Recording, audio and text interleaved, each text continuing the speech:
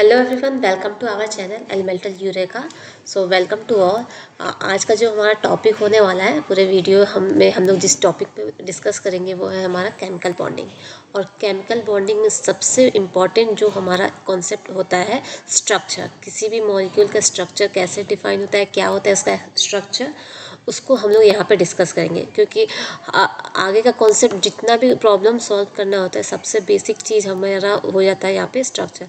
अगर स्ट्रक्चर पता होगा तो उसके बहुत सारे आप फीचर्स एप्लीकेशंस आप इजीली सॉल्व कर पाते हैं। ठीक है, चाहे वो जेई लेवल का क्वेश्चन हो, चाहे वो नीट लेवल का हो, चाहे वो जैम लेवल का हो।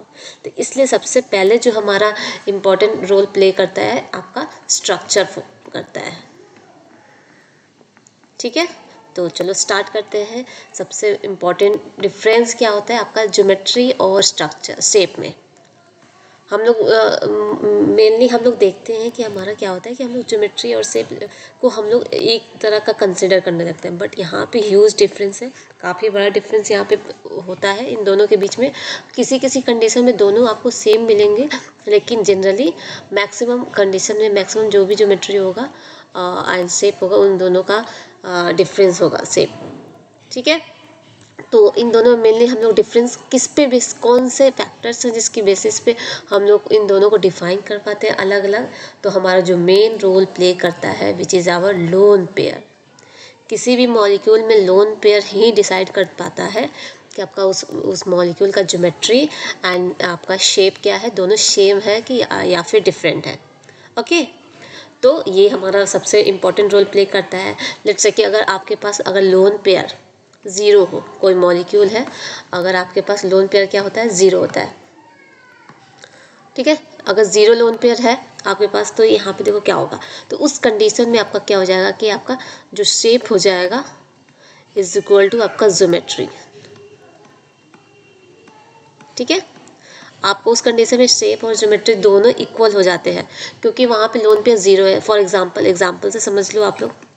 यहाँ पे मैंने एग्जांपल लिखा होगा CH4।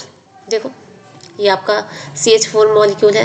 यहाँ पे अगर आपको सबसे पहले अगर देखना है कि उसमें कितने लोन पेयर है, तो पहले आपको सेंट्रल एटम की वैलेंस इलेक्ट्रॉन कितने हैं वो पता होना चाहिए। वैलेंस कार्बन के पास 4 इलेक्ट्रॉन होते हैं, सबको पता है 4 इलेक्ट्रॉन होते हैं, और ये चारों इलेक्ट्रॉन 4 हाइड्रोजन के साथ बॉन्ड बना लेता है। ठीक है, इसके पास इससे ज़्यादा तो कार्बन के पास इलेक्ट्रॉन होते नहीं है। यहाँ पे देखो आपके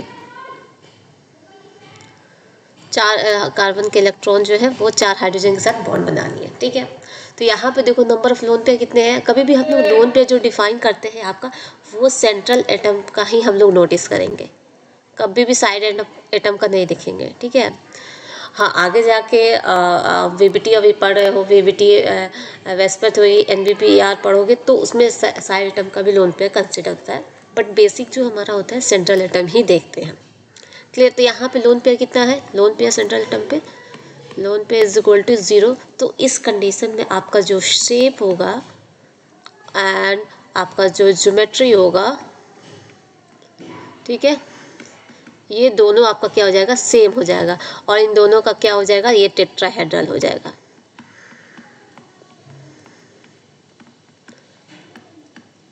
ठीक, यहाँ पे क्या हो गया, लोन पेयर 0 है तो यहाँ पे शेप और ज्योमेट्री दोनों इक्वल हो गया। इफ़ इन केस अगर हमारे पास क्या हो, अगर lone pair is not equal to 0, तो उस कंडीशन में आपका क्या हो जाएगा, आपका शेप जो है, shape is not equal to geometry. Clear है, सबको समझ में आ गया। शेप और ज्योमेट्री इक्वल नहीं होगा कौन से कंडीशन में, जब आपका लोन पेयर 0 नहीं होगा एट द सेंट्रल एटम। ठीक है, तो फॉर एग्जांपल देखते हैं हम लोग। यहाँ पे फॉर एग्जांपल आपके पास क्या है, अमोनिया है। ठीक है, नाइट्रोजन का वैलेंस इलेक्ट्रॉन कितने होते हैं, इसमें 5 इलेक्ट्रॉन होते हैं। ठीक है, तो 5 इलेक्ट्रॉन को आप यहाँ पे सजा दो। 2 इलेक्ट्रॉन यहाँ हो गया, 1 2 और 3, और 3 आपके पास हाइड्रोजन है। तीनों हाइड्रोजन नाइट्रोजन से ये बॉन्डेड है ड्यू टू सिंगल बॉन्ड। ठीक है, और आपके पास यहाँ पे देख लो, आपका ये जो है आपका लोन पेयर में कन्वर्ट हो गया। 2 इलेक्ट्रॉन बच गया ना, क्योंकि 3 हाइड्रोजन है, तो यहाँ पे जो है आपका एक लोन पेयर बन गया और 3 आपके क्या हो गए, हाइड्रोजन हो गया। तो यहाँ पे लोन पेयर कितने हो गए, lone pair is equal to 1। So इस कंडीशन में हम लोग ज्योमेट्री जब भी देखते हैं, जब भी हम लोग ज्योमेट्री देखेंगे उसमें हम लोग लोन पेयर को कंसीडर करेंगे, और शेप में कभी भी हम लोग लोन पेयर को कंसीडर नहीं करेंगे।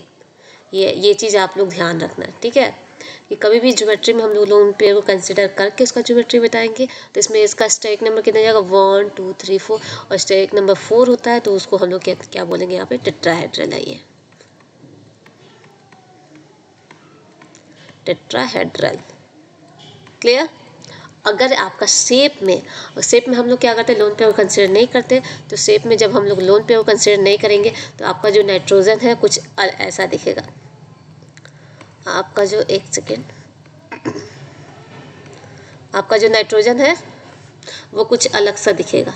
यहाँ पे देखो आप लोग लोन पेयर को जस्ट लाइक कि आप समझो कि शेप में आपका लोन पेयर गायब हो चुका है, तो उस कंडीशन में आपका जो है हाइड्रोजन, एक हाइड्रोजन यहाँ एंड अनदर हाइड्रोजन आपका यहाँ पे है। तो ये कैसा दिख रहा है, आपका पिरामिडल शेप में दिख रहा है। तो इस कंडीशन में आपका जो शेप हो जाता है वो आपका पिरामिडल हो जाता है, पिरामिडल हो जाएगा। क्लियर है, समझ में आया आप लोग को शेप और आपका यहाँ पे ज्योमेट्री में डिफरेंस क्या है। अगर लोन पेयर होता है तो उस कंडीशन में आपका शेप और ज्योमेट्री दोनों डिफरेंट हो जाएगा, अगर लोन पेयर नहीं होता है तो आपका सेम हो जाएगा। चलो एक और एग्जांपल देखते हैं। यहाँ पे तो हमने देखा कि लोन पेयर एक है तो ये हुआ। अब लोन पेयर 2 होता है तो क्या होता है उस कंडीशन में। ओके, तो हमारे पास क्या है यहाँ पे lone pair. First of all इसका स्ट्रक्चर ड्रॉ करो।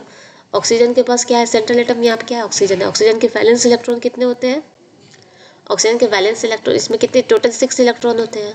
तो चलो 6 इलेक्ट्रॉन को सजा दो। 6 इलेक्ट्रॉन को हमने सजा दिया, 2 2 4, और 2 हाइड्रोजन है, 2 ही हाइड्रोजन है ना जो कि सिंगल बॉन्ड से कनेक्टेड होगा। ठीक है, ये सिंगल बॉन्ड से कनेक्टेड हो गया, और जो 2 4 इलेक्ट्रॉन बचे हैं उनको 2 लोन पेयर में हमने कन्वर्ट कर दिया।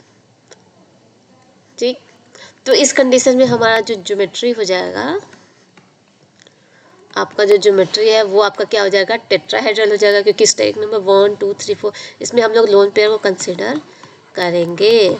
ठीक, तो यहाँ पे क्या हो जाएगा आपका ये टेट्राहेड्रल। ठीक है, और आपका जो शेप होगा, इस कंडीशन में हम लोग शेप को कभी भी हम लोग लोन पेयर कंसीडर नहीं करते हैं। तो अगर शेप देखोगे तो आपको देखो कुछ ऐसा दिखेगा, कुछ मॉलिक्यूल आपको ऐसे दिखेंगे। तो ये कैसे शेप में दिख रहे हैं, ये आपको बेंड शेप में दिख रहा है ना। ये इसका जो शेप हो जाएगा ये आपका हो जाएगा बेंड शेप बोल लो या फिर वी शेप बोल लो। ठीक, तो यहाँ पे ये आपका बेंड शेप में हो जाता है और वी शेप में हो जाता है। ठीक है, लेकिन ज्योमेट्री यहाँ पे टेट्राहेड्रल ही रहेगा, क्योंकि always consider in geometry lone pair.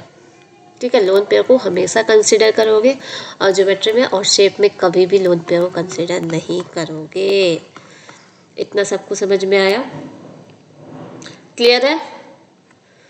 चलो, तो ये है हमारा।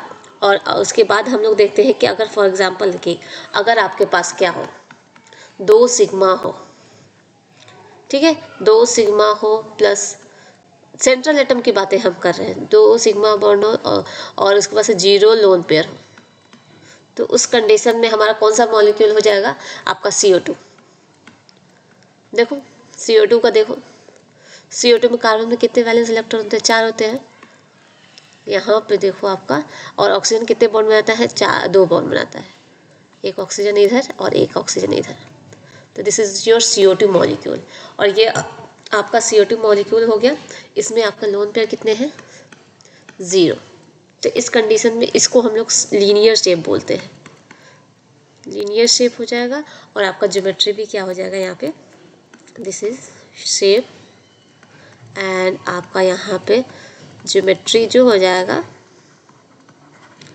ज्योमेट्री भी क्या हो जाएगा आपका लीनियर हो जाएगा, बिकॉज ऑफ यहाँ पे लोन पेयर क्या है आपका 0 है, 0।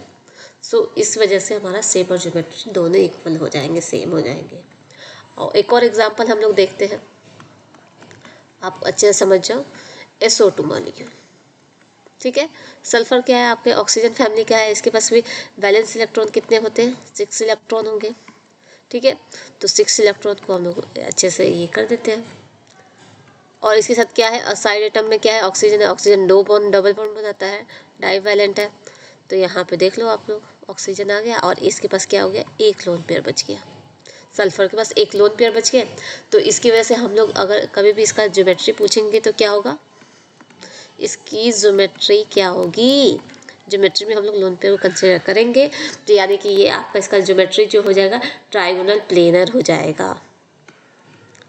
ठीक है, ट्राइगोनल प्लेनर।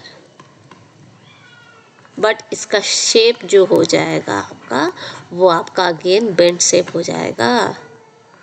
बेंड शेप बोलो या फिर वी शेप बोलो, बिकॉज ऑफ ये कुछ ऐसा दिखने लगेगा। ठीक है, यस, ऐसे दिखेंगे। इसमें लोन पेयर गायब हो जाएंगे। आपको लोन पेयर को इमेजिन नहीं करना है शेप में, आपको ऑलवेज ज्योमेट्री में ही काउंटिंग करना है। ठीक है, तो आई होप कि इतना सब कुछ समझ में आया होगा। बेसिक इसकी चीज़ें कि आपका मेन जो डिफरेंस कहाँ पे होता है, आपका लोन पेयर पे डिपेंड करता है।